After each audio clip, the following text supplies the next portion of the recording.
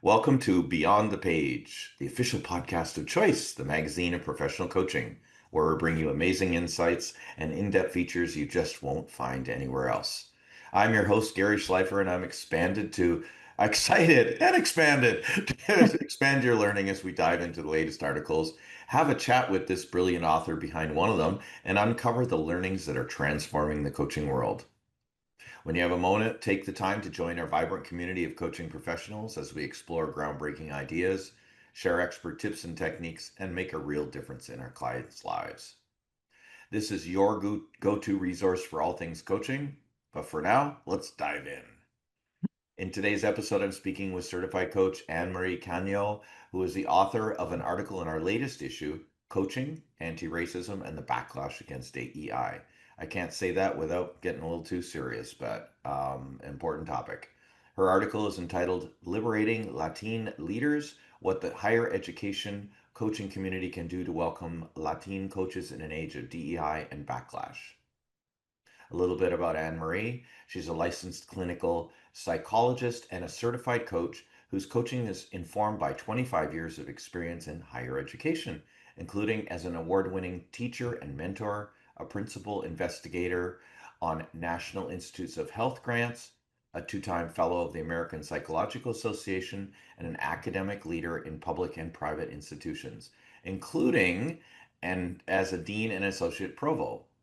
Her book with Johns Hopkins University Press, Leading Toward Liberation, How to Build Cultures of Thriving in Higher Education, kind of like this article, applies liberation praxis as a framework for leaders to who strive to create healthier working environments for everyone. A bit of a mouthful, but an important piece of work. Thank you so much for joining me today, Annmarie. Thank you so much, Gary. I guess the title's kind of obvious and your background's obvious, but I always like asking, so why'd you decide to write for us at this point? Yeah.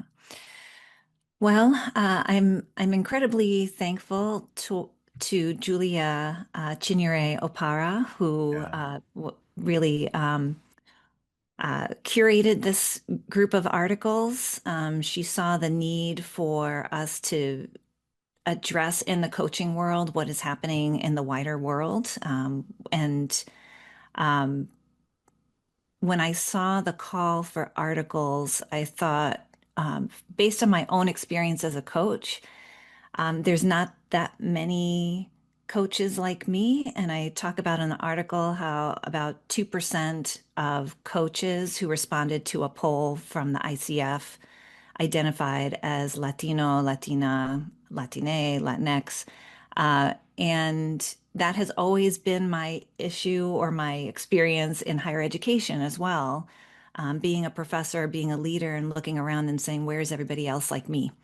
So Mm. I thought, here's my opportunity to maybe write about what this looks like in the coaching world and to provide some advice or guidance for coaches who are not Latine to be able to bring more into the fold in a culturally sensitive way, but also to reach people like me who might be considering coaching to enter the field and bring their cultural strengths to the fore, and to help other people in that respect. So it seemed like the timing, given what's happening in the world and particularly the United States, um, and my own experience, the stars aligned, I suppose, in terms of being able to to write this and hopefully contribute something useful. Oh, well, thank you. And yes, it did. And yes, you did. So thank you very much for a very informative article. One of the points you made about the ICF survey where only 2% referred to themselves as Hispanic or Latino. What that's in comparison to is what you said is the US Census, which says that 19% of the population. So there's a Yes. disparity there. Um, Mhm. what's a success story of inclusivity for you and generating more awareness for the Latin community in coaching or higher Mhm. education? Mhm. Ooh, um, that's a good question. I think I have two. varieties of success stories, I guess. So, Oh, so awesome. one is when I'm working with a coaching client and we talk about culture, and so the Latino culture is so broad. I mean, it's including all New World peoples Mhm. who have experienced colonization from Spain or Portugal. And so it ends up being um, such a diverse group. So I want to be careful too as I talk. I don't want to paint too broad a picture of like uniformity, I Right, suppose. right. Yeah. But when I do work with Latina, specifically Latina clients, and we're able to share a connection based on culture. Mhm. And sometimes that means shifting into Spanish to describe something that can be uniquely described with in the Yeah, language. right, And then they shift back to English. To me, that's a success of like this person feels comfortable not hiding a part of themselves that they're used to having to hide in, especially in higher education spaces sometimes. Mm. So that sense of comfort and being able to bring the cultural and the language into the sessions to me is that's a sign of success that we have a relationship where this person can explore all parts of themselves, not just one part or not just in one language. Right. And I have had some clients who've done that then reflect back to me like, I can't do this anywhere else, or I feel like you see me or you appreciate me. And that's such a big part of coaching is that the coach is in it with their clients Right. in a healthy way, but being able to accompany their clients and appreciating the strengths and all the things that they bring. Um, so that to me, that's a success. And it builds confidence for the client to be able to go out into the world as their whole self. Yeah. And maybe I'll just stay with that one because that to Well, me is very meaningful for me as a coach also. yeah, no, that's great work, but it brings up something for me as a non-Latin coach, Hmm. like how do I become A, culturally sensitive, and B, how do I even bring up the subject of culture without seeming Oh yeah. unaware, insensitive, or overstepping boundaries? Like in a way, it's easy for you. Your last name gives a hint as to your background, Hmm. right? So you can start there. Speaking the language helps, but I Hmm. don't speak Spanish like, okay, I know words, but I don't speak it, right? So Hmm. how someone like me handle that? Yeah. Well, and I should say, growing up when I grew up, so my mom's Puerto Rican, my dad is from Spain. Their first languages were not English, and their Spanishes were very different from each other. Right. So when they raised us, we were raised to speak English in the household for a lot of reasons. That was also the message that they received about being good American parents. So even like it's interesting to hear you talk about like you don't speak the language enough to be able to bring it in. I feel like my Spanish is not um it's not as fluent as I would like to be because of my upbringing. So even I have those feelings of um I don't What want right do I people. have, right? Yeah, yeah, and I don't want people to assume that I can speak fluently, and I am working on it because that's something a learning place where I would like to grow. But there is that feeling of like, oh, I don't want people to assume that I can conduct all my coaching sessions completely in Spanish. Good Um, point. so this tug of war of like, I want to be culturally sensitive and I want to be there for my clients, and also I don't want to give wrong impressions. It's something that I also feel. And also, if I'm working with someone who's, let's say, Mexican American, that's under the broad Hispanic, Latino culture, but also that's not mine. That's not my Right. culture. So I'm still learning about other people's culture in that way. So, to answer your question, one of the things that I do as a practice is, um, and I think most coaches are like this too, lifelong learning. So Right? having Yeah. that, the lifelong learning perspective and really being careful about the media that I consume and also choosing novels and movies that are focused on different cultural backgrounds that you might encounter in your practice. So there's some fantastic fiction, novels, poetry written by Latina authors, um, and movies, and being able to just kind of, that's one way to, outside of the coaching session, learn more about cultural strengths in particular, because we don't want to always, sometimes we go down the cultural deficits uh,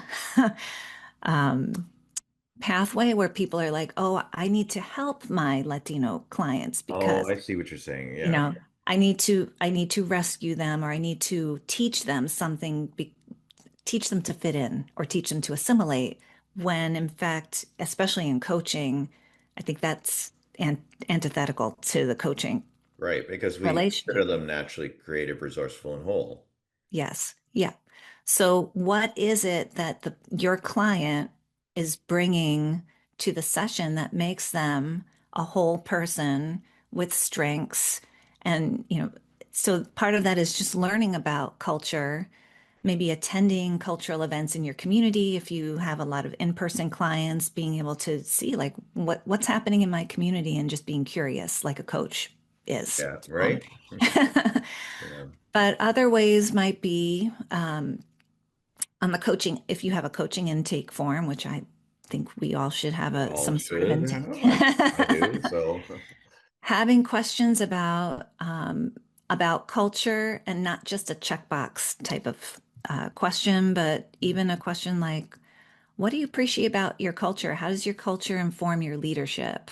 And those could be questions that people reflect on or that you actually bring into the coaching session.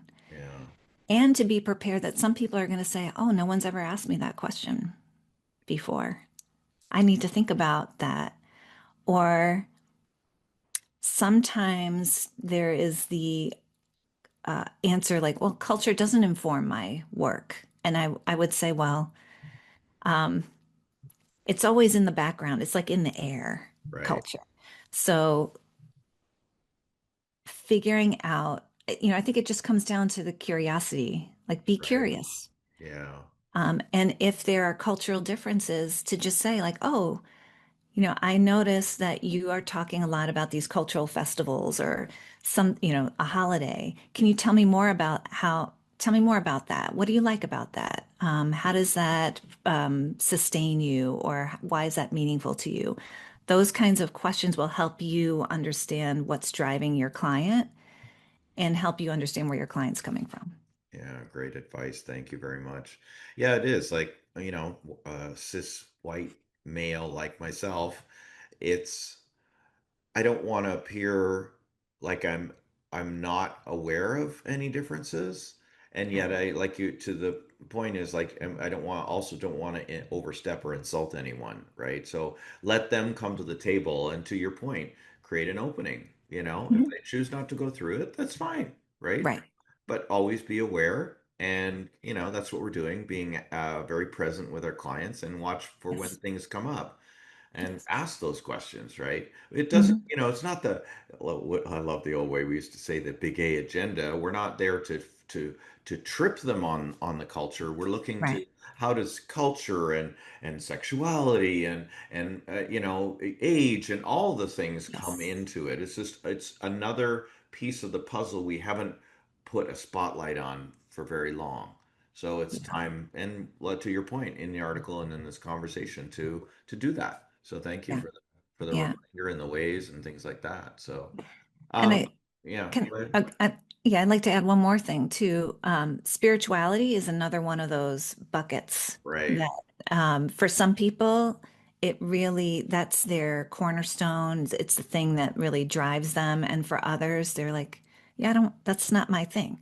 Right. So, and in the Latino, Hispanic, Latinx community, spirituality, like that to me is a companion question.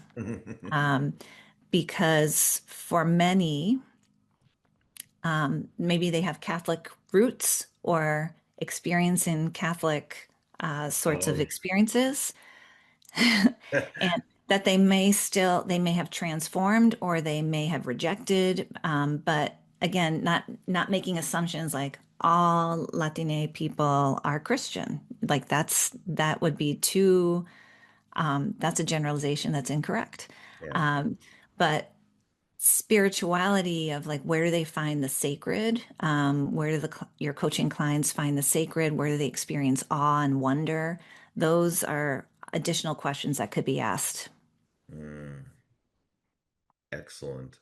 You have me thinking more about not just about the coaching now, but how do we engage and let Latine, I know we have different Yes.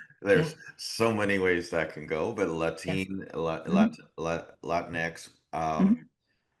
how do I bring forward those people and let them know they're welcome without, I like to say, checking a box? Right. Hmm. Like years ago when I was at the ACTO, Association of Coach Training Organizations conference, Robin D'Angelo spoke about White Fragility. That's her Yes. book, right? And I was at the back of the room and one of the few guys. And I felt like she was talking when she brought up the white men of privilege. I was like, oh, that's me. And Hmm. that's the moment when my life changed as far as being more aware of how I walk in the world and how I am perceived in the world, possibly. I don't know because I can't read minds, but at Hmm. least, from cultural backgrounds. Like, for example, my neighborhood is predominantly Indian from India, Hmm. and Hmm. culturally they were ruled by the British. So Yeah. I always found it humorous when they always kept calling me sir until those kind of moments when I turn around and said, "Oh, I wonder, don't know. I wonder Right. if this residual from their upbringing to say yes, sir, to white people, especially me, I'm 6'2", so it's kind of Right. like an imposing, or South Africans or people like Hmm. that. So I just wonder, how do we get from 2% to Yes. 18% in, let's say, the coaching community and coaching Yeah. education? Yeah. Ooh, that's a Okay. $1 million question. Right. Um, so I do think that there's individual actions that coaches can take and coaching associations and organizations can take. Hmm. And then I also think there's some systemic and structural barriers that make it hard to enter the profession. Hmm. So maybe I'll start there, just mention a couple, Yeah. and then go into individual actions. Coach training is expensive. Hmm. And I think that that's a barrier for a lot of people to be able to enter, to maintain another job that can then pay for the coaching training. I think if there were scholarships or, if there are other mechanisms to address the economic barrier, that may be one Hmm. broader systemic or structural barrier for folks. The other would be at the workplace, who gets offered coaching Oh, paid by the employer. I think that is another potential barrier. Most organizations, there's a really great article by a sociologist named Victor Ray, and it's called The Theory of Racialized Organizations.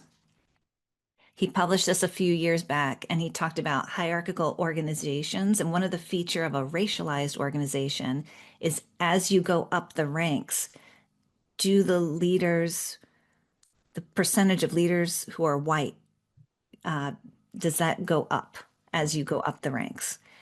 And if you think about who's getting coaching, and often it's the leaders, then it's more white people right. getting coaching who, and some of those people are going to go into the profession too. So then only certain people are getting access or know what coaching is. And so that's another barrier, I Yeah.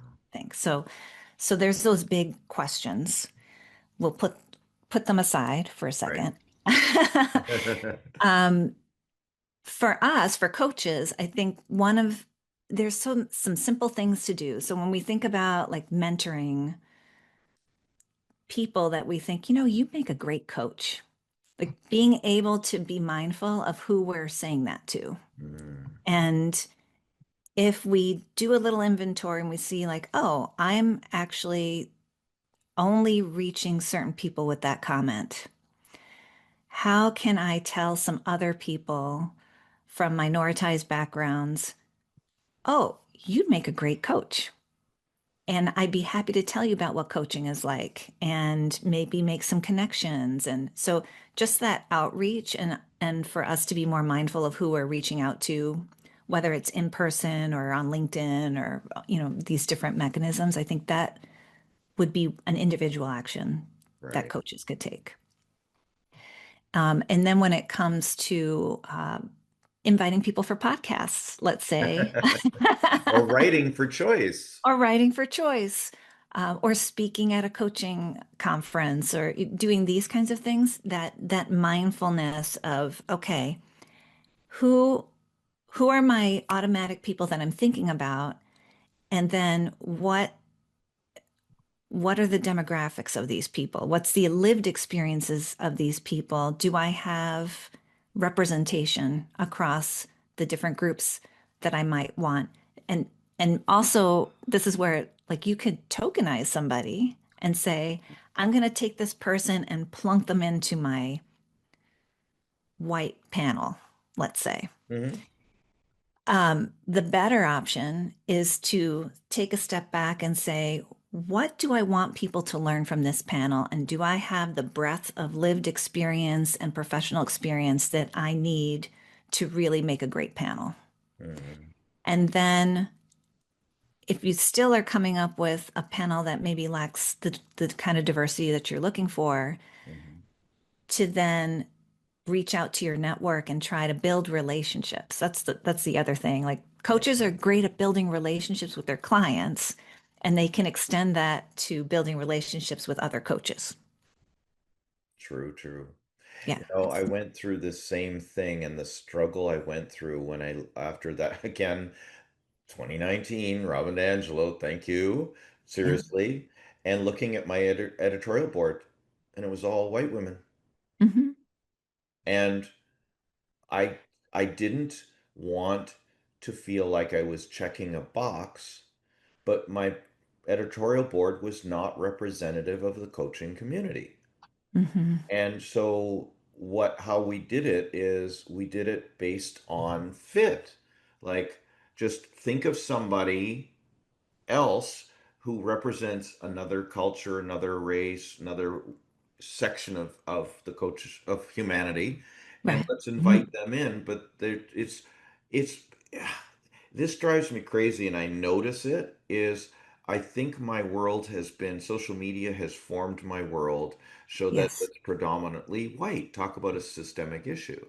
I will look and the number of friends, hey, people you might know, make friends with. And it's like white, white, white, white, white. And I don't blame them. I then think, well, I'm training this device Hmm. to bring forward the people that I have most associated with in the past. So it's to your point, it's about associating with like there's tons of people.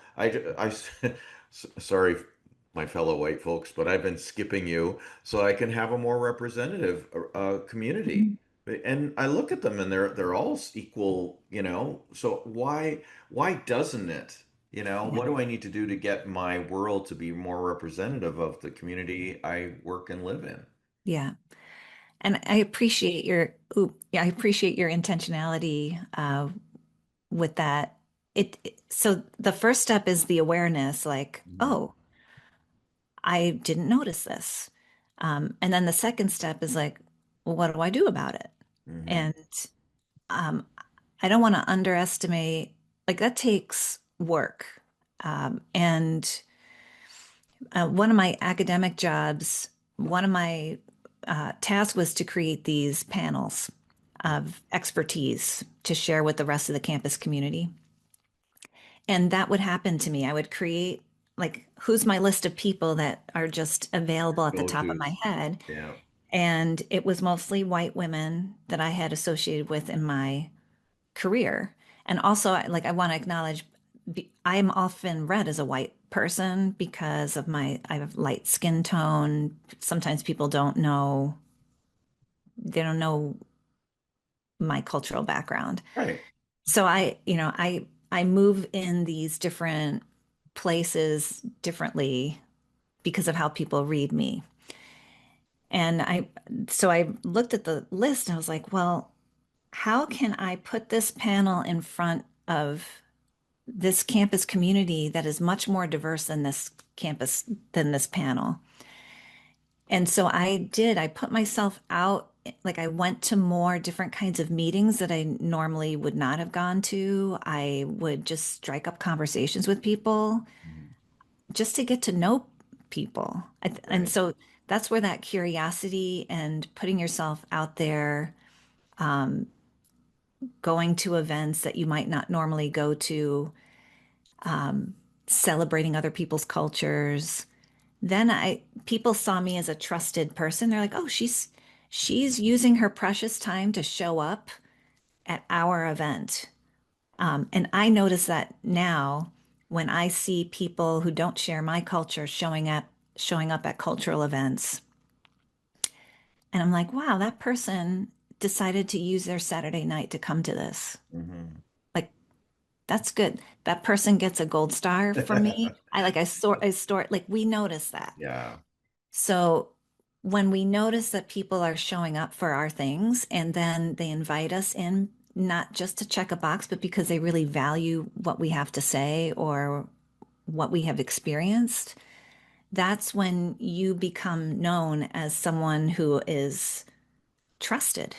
Right. And so to come back to your question, then I would be like, oh, this is a coach who maybe they don't know everything about my culture, but I am more than just my culture. Mhm. And I feel like I trust this person. Like I Yeah. mean, that's the core. Like you have to feel like you trust No, like, this and trust. person. Yeah. And so that's how you build trust is by showing up, not trying to prove anything, not trying to insert yourself into it, inviting people in because you truly value what they have experienced or what they have to say. So I think that's how you move from the, oh no, I can't believe I've been doing this all this time. That's great. That's a first step. Yeah. And Awareness. then, like getting through the shame and all the other like, oh my gosh, I can't believe like I thought I was aware. Yeah. And then comes the action. Yeah. Thank you. You're really speaking to a lot of people when you say that because we don't want it, we don't want to tokenize people. We don't want to check a box. And we want people to see themselves in other people. We want Mhm. what we do to be reflective of the community we serve. That's really all we're up to. So forgive me if I've done anything untowards that might be perceived that way. And for heaven's sake, call me on it. Yeah, Like I can take it, you know. I said I'm 6'2", but I'm not immune to feedback, right? right. And I'm very open to it. Yeah. So, Well, and I think that's where the trust comes because I mean, I've had supervisors who maybe said the right things, mhm. but then undermined my Mm, experience. And so there is that like that's why um you have to be patient also. That, as you're trying these different things and putting yourself out there and learning, um, it's not like automatically people are going to say, "Okay, I oh, trust this person." Like yeah. it takes a while, and sometimes people are like, "Well, how come this person doesn't trust me?" Or how Mhm. come I'm still not getting minority clients, let's say. Right.